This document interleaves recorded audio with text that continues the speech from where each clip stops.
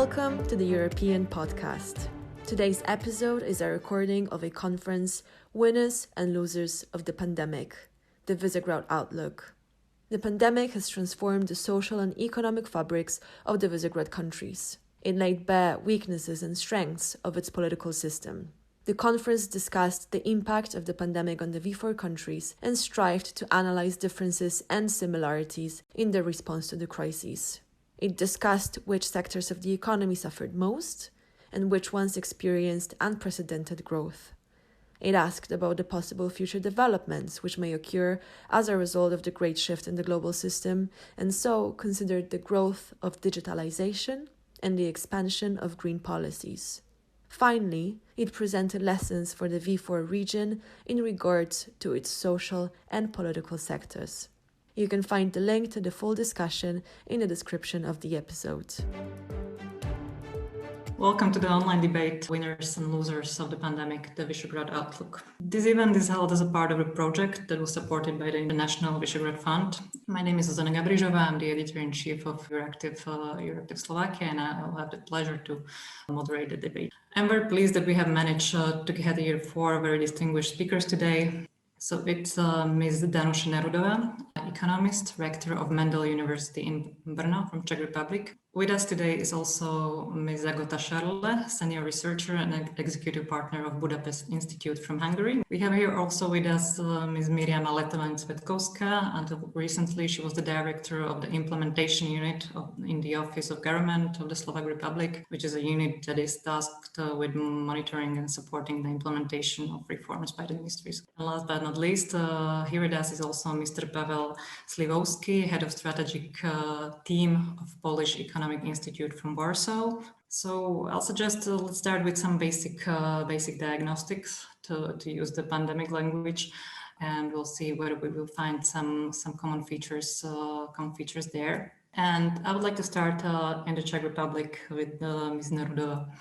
You are a member of an expert group called Coronerv 20, which brings together experts from various fields looking into how to minimize the damages caused by the pandemic. And I wrote a statement that you put out recently that said that, quote, Czech society is in the most serious situation since November 1989. So in your view and in your expertise, what are the biggest concerns in Czech Republic in this moment? Thank you very much for the question. I think I will start from 5 points, which I think are extremely important to have them in the mind.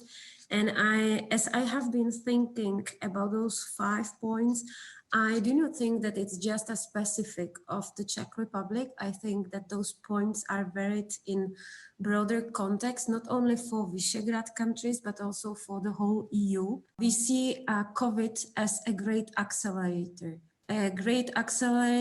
of changes.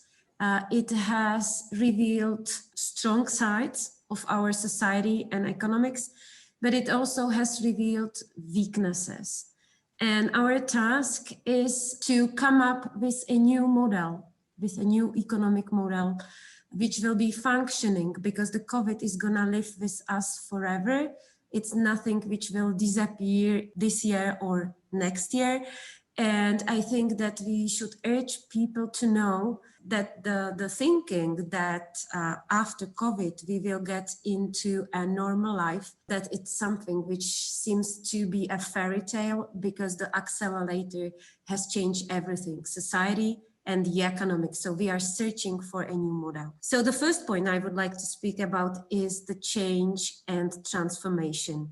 We need to transform the way we are thinking. We need to change our thinking. And then, as I said, we are searching for a new economic model, because our society, since Second World War, we have been fixated purely on GDP growth. And this COVID crisis revealed that it has really weaknesses. You have been, we have been, all the Visegrad countries, even all the EU, have been facing the situation in the spring, where we have been critically missing things as face masks, due to the fact that we have been fixating on the GDP growth, just purely GDP growth, searching cheap labor power. Therefore, we have to change our way of thinking, and we have to concentrate on sustainability. And the concept of sustainability should really be reflected in all the policies the states are doing. So we are searching for a new economic model which will really take into account sustainability. Another point is trust. Trust is extremely important in the fight with COVID. I have been speaking with the person who was a Nobel laureate in genetics, and we have been given the question what the world would be without science. And my question is, it would be world without future. And I think that we really need to renew a trust in science. We have to fight with fake news and populism, because it's really the weak side of our fight with COVID. Therefore, trust, the renewal of trust in governments, renewal of trust in society, and renewal of trust in science. That's an essential feature of our fight with COVID. Third point for me is security. Since the Second World War, we have been living with the false feeling of security. And this false feeling of security we have lost, which is good. It changes our behavior and way of living. Therefore, things which needed to be discussed are things like food security or health security, because also this crisis revealed that we have problems as a region with food security. For example, in the spring, we have been lacking certain type of foods from Italy due to the barriers in international transport. Fourth point for me, very important one, is international cooperation. This crisis revealed that international cooperation within EU and within NATO is crucial for the fight with COVID, and that we all need to be part of some international platforms. This is true also in the situation that we have better access to vaccination and a better opportunity to get vaccines than in situation that we would have been acting as separate countries in this process. And the last one is are investments. Even though we have crisis, we can take up this crisis as an opportunity, and it's very much connected with a Green Deal and new EU budget. And we should aim for smart investments to recover from COVID. And the smart investments should, of course, be aimed at environment. So we have a unique opportunity to come up with a smart investments which can help to not only to transform our economics, but also to help our environment. So from my side, those are 5 important things which are not only important for the Czech Republic, but I do think that they are important for all Visegrad and also EU countries. Thank you very much. Also bringing the wider context into the view. We will certainly tackle that as well. Like some 5 points: sustainability, trust, security, international cooperation, and smart investments. Let's move a bit to Poland, Mr. Śliwowski.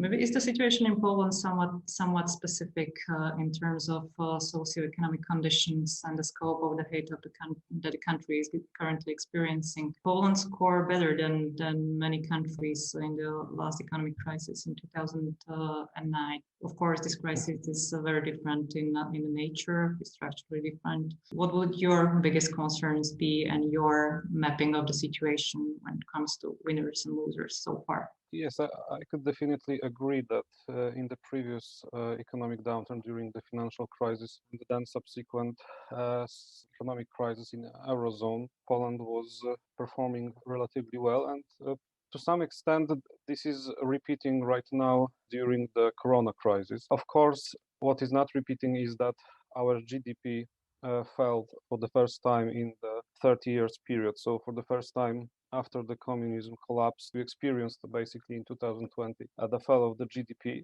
But what our macro department in Polish Economic Institute prognoses is that in 2021 we will once again experience GDP growth, and between 2019 2022 our economy will grow around 5%. So we are not experiencing the profound crisis, rather the slowdown. So we will reach the level of the growth in 3 years, which would basically took us 1 year to occur had not the pandemics evolved. So basically, if I would like to stick to the title of our debate, so who are the winners and who are the losers of the situation?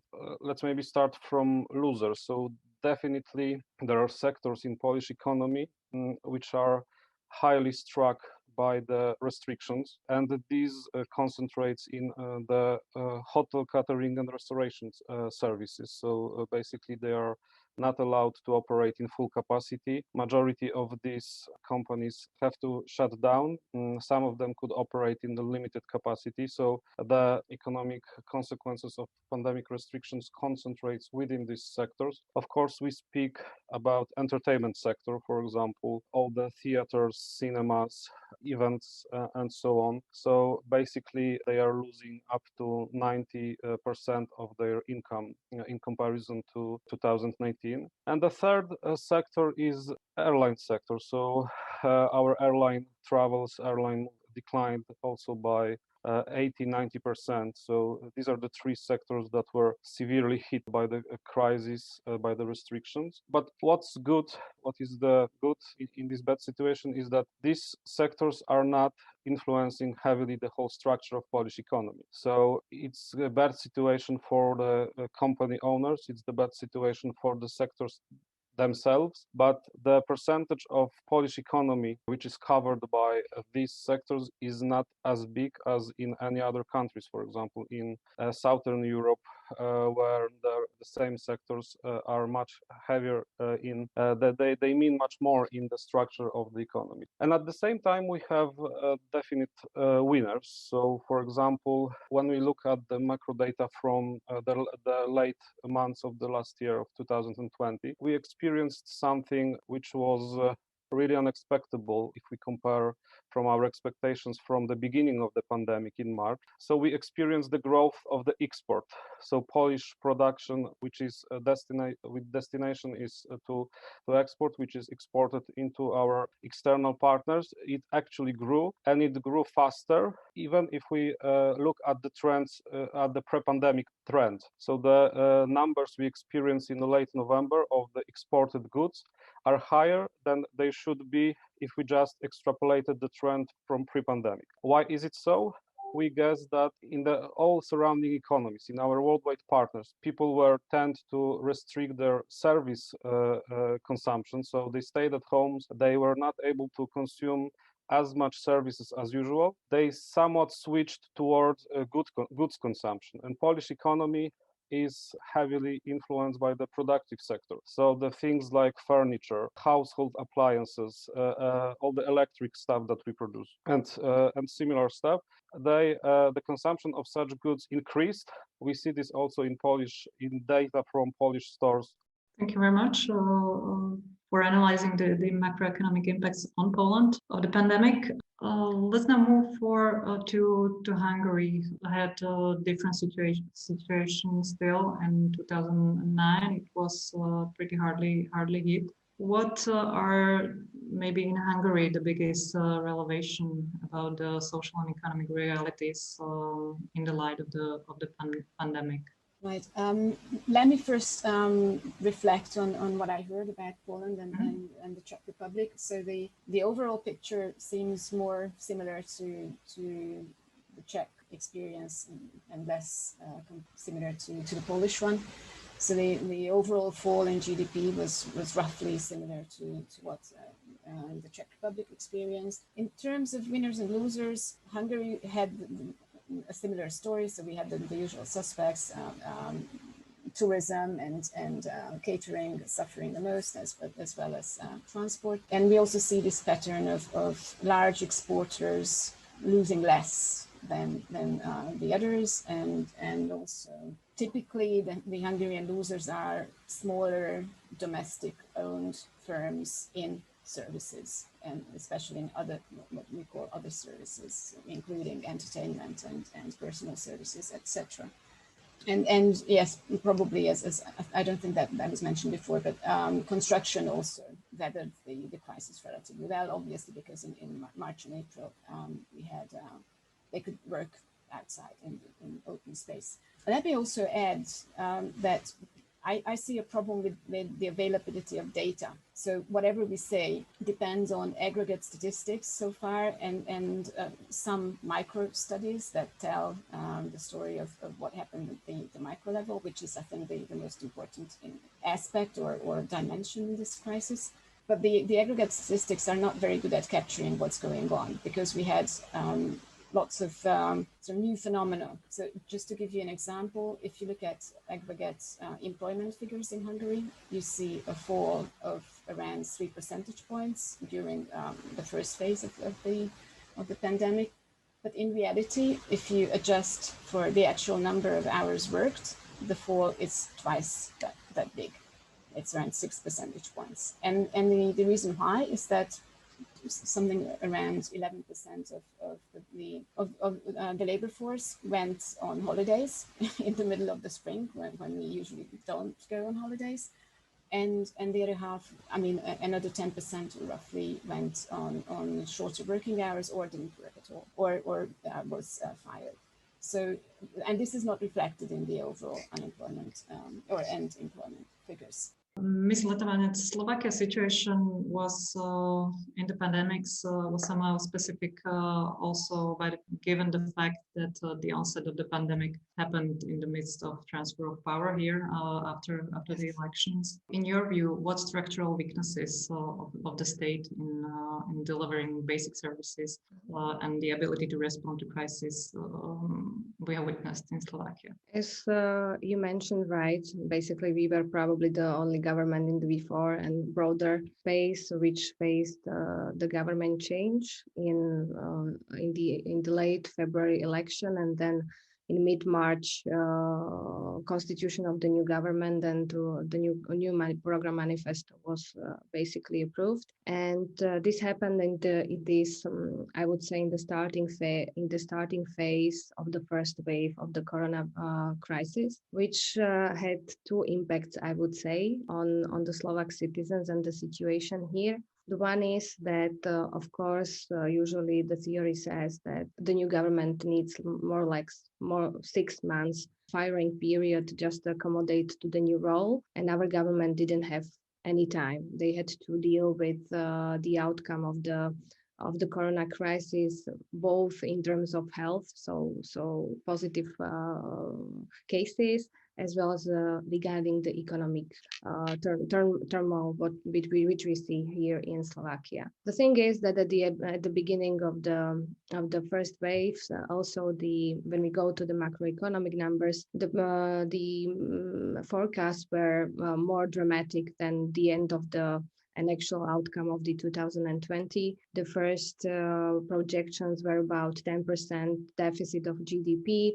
Now the last forecast and the numbers from the National Bank speak about only 6%. The inflation was in 2020 still on rise. So basically, we see that Slovakia was not hardly hit from the macroeconomic standpoint of view, and actual numbers are better than the projections at the beginning. So far so good.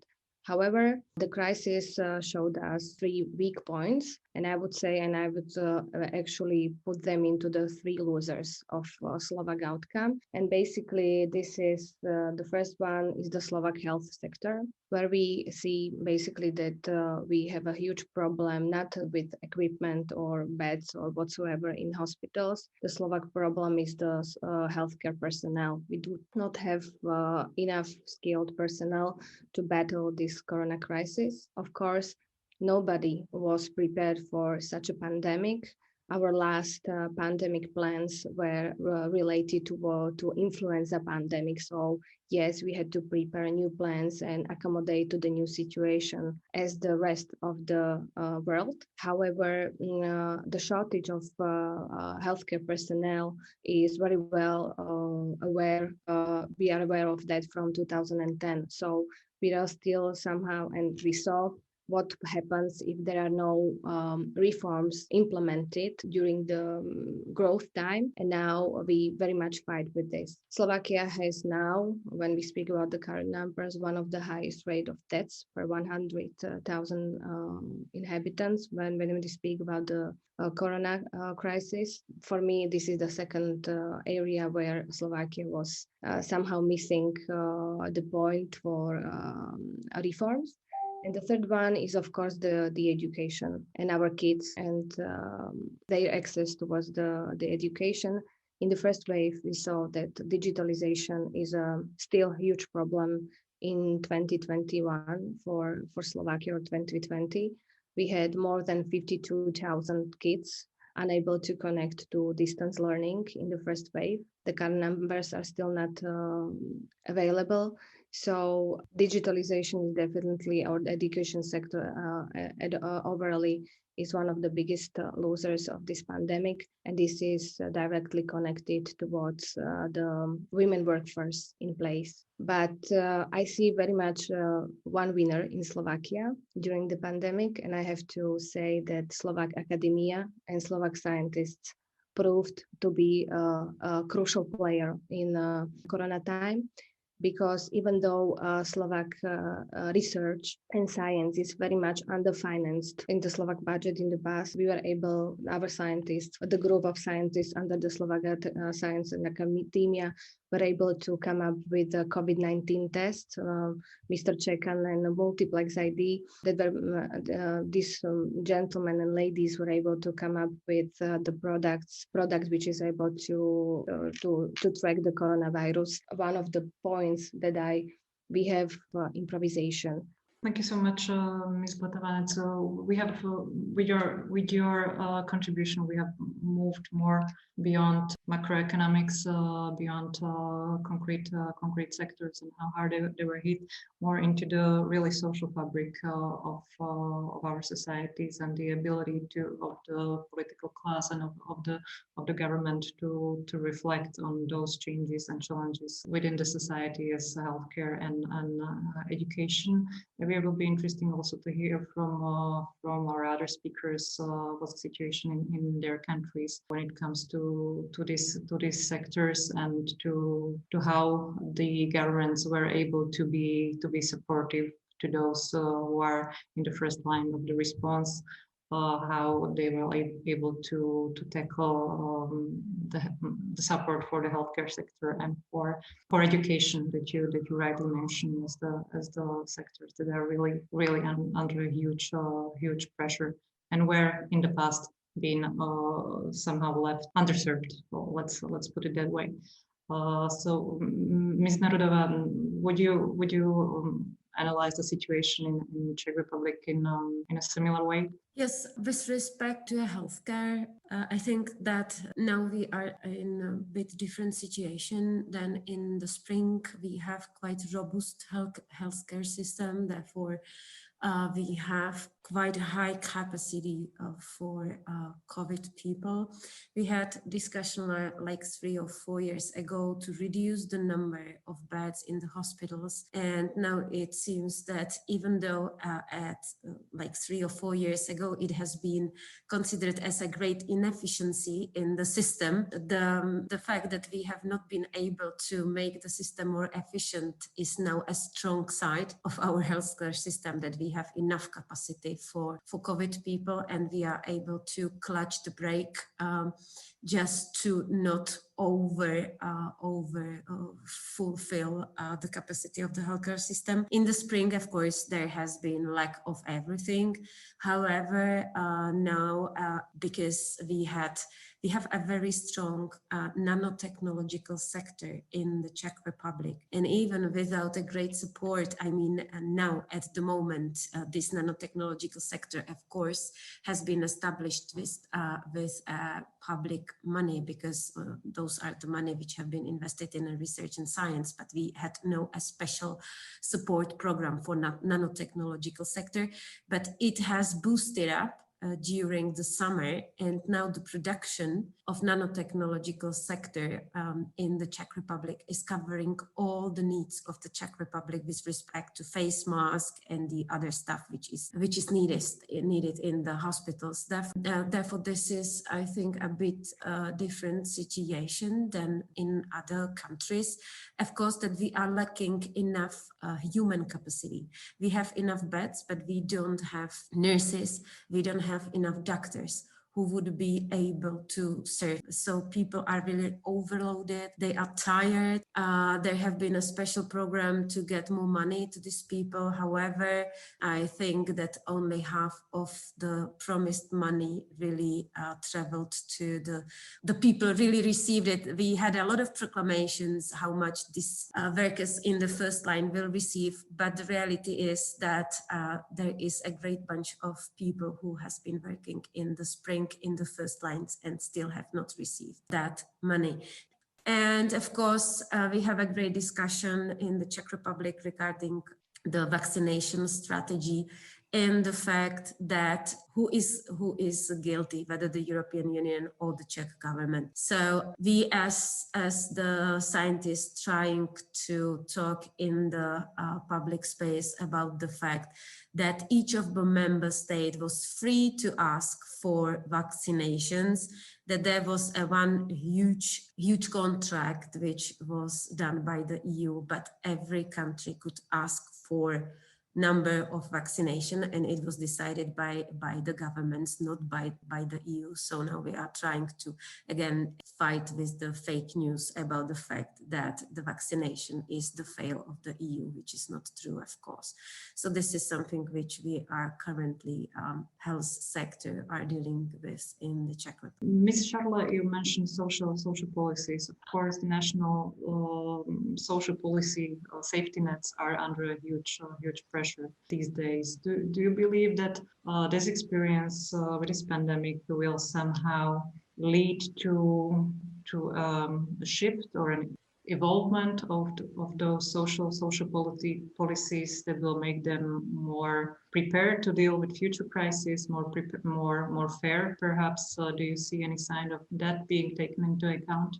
No, to be short, but if I may, I would like to first react to what Miriama told us about the developments in the education sector in Slovakia. Because in Hungary, we saw fairly similar developments, or it wasn't a positive thing, so I'm not sure if I should call that development, but we saw that schools were not prepared for the digital transformation, but or at least not overnight, which is what they were expected to. So and what happened was that this increased the disparity of good and bad schools, or more advanced and modernized schools and less advanced schools, and typically at the expense of disadvantaged students who very often didn't have access to IT. But to mention something positive, I think there was one interesting and very positive outcome out of this in the case of Hungary, which was that the awareness of the general population of the importance of schooling and also of the value of the work of teachers increased greatly. So basically, parents who had to do homeschooling at home and had to actually open the textbooks of their kids and see what they were doing suddenly understood how much is going on in schools and the high level of expertise that teachers should have to be able to perform their tasks. And I think this might be lasting in the sense that there might be probably more pressure from the general public that we pay our teachers better, because this is a long-standing problem in Hungary, that teachers are underpaid, and the quality, the average quality of teaching staff in schools is not as high as it should be. So that might be a positive outcome. You mentioned a very interesting point that concerned municipalities and their role in managing of the pandemics. It's an issue that is really discussed here in Slovakia as well, especially given the mass testing that has already happened and is going to happen once again. But I would like to pass the floor now to Ms. Śliwowski. We have also mentioned digitalization. You mentioned that in your introduction, and other speakers mentioned that as well in terms of education system. Do you believe the pandemic will somehow speed up the digitalization process, or is this just a temporary thing that will again somehow go back to the way they were, especially the digitalization of the educational process? This is something that will, do you believe that will be speeded up, and e-government maybe as well? There is no answer like yes, the digitalization will speed up and there is no step back. Neither there is an answer that we will get back to what was in the past. First of all, we have to remember that, for example, when we speak about the remote work, so the possibility to do the teleworkable the tasks that are performed by the staff employed in our companies. In Poland, we calculated that the level part of the employees that could do the work remotely, it is less than 40%. It is more about 1 in 3 employees could do their tasks remotely. So still we could see that as far as the structure of our economy is concerned, we are far from reaching the point in which you can easily do all the work remotely. So this is the first point.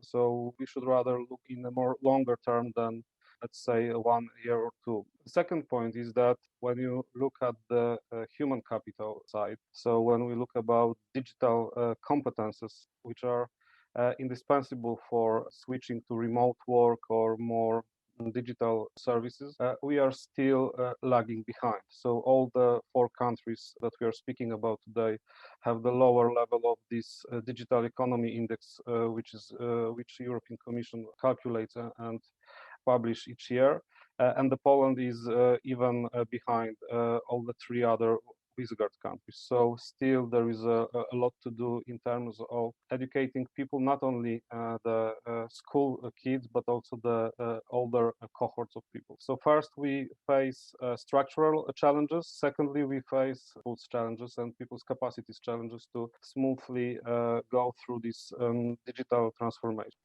The EC Health Commissioner stated recently that she does not know any other countries than Hungary that has requested a Chinese vaccine. What is the position in other V4 countries towards Chinese and Russian vaccines? So maybe if you could just tackle that very, very briefly.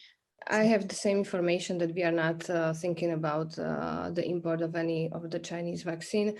As the rest of my speakers mentioned, also we are also behind with respect to the vaccination of the population here. Yes, we have the same battles as mentioned by Ms. Nerudová, that it's the problem of the EU and opposite to the government's reaction. The newspaper is full of the headlines today that it came up this morning that who's in charge of that. I would say that we do not, until recently, we didn't have a proper vaccination strategy. I don't feel and I don't think that just one voluntary exercise in the hospital is the right feedback on such a thing.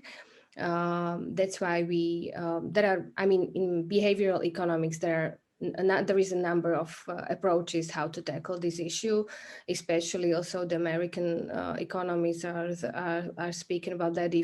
And this is for the later stage of the vaccination, not for this one, when we need to get vaccinated, the critical infrastructure. But of course, also probably in your countries, we have high resistance toward the vaccination here in Slovakia. These anti-vaxxers and hoaxes are full of social media. At the end of last year, it was basically about 60% of people who didn't want to get vaccinated. Now it's slightly decreasing. I think the right number these days is about half of the population.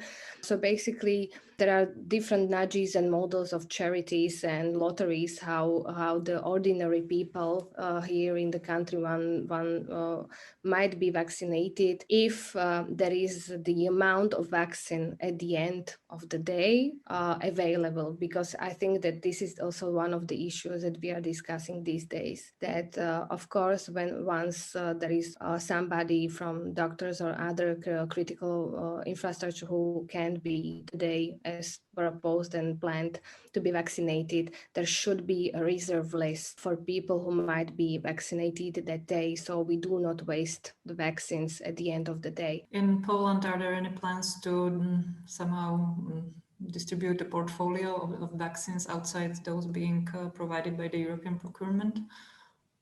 No, for the time being, there haven't been discussions in the public debate about such possibilities. Our government is still referring to this Pfizer-BioNTech vaccine, and there have been this slowdown during the recent days due to these reconstruction works in one of the construction sites in Belgium. But still, we are mainly in this zero phase when we are vaccinating critical staff.